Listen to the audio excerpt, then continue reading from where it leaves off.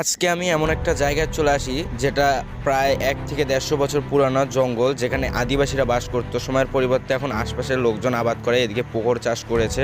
তো কিছুটা অংশ মানুষ চাষ করা শুরু করেছে। তো এখানে ঢোকার পর আমার ঘাম বের হয়ে আসছিল, কারণ এতটাই নির্জন জঙ্গল যে আশপাশে কেউ নেই।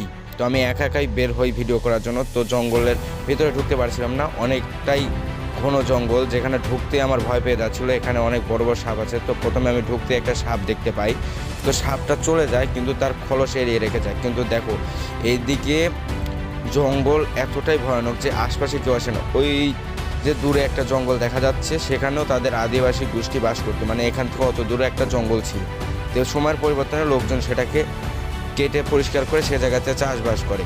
তো এইদিকে দেখো জঙ্গলটা কতটা নির্জন, এখানে কোনো পাখি বা পশুর শব্দই শোনা যাচ্ছে না যে জঙ্গলের ভিতর থাকবো। তো আমি এত কষ্টের ভিডিও করি। তো তোমরা চ্যানেলটাকে সাবস্ক্রাইব করো, আর আমার পেজে নতুন হলে পেজটাকে ফলো করো।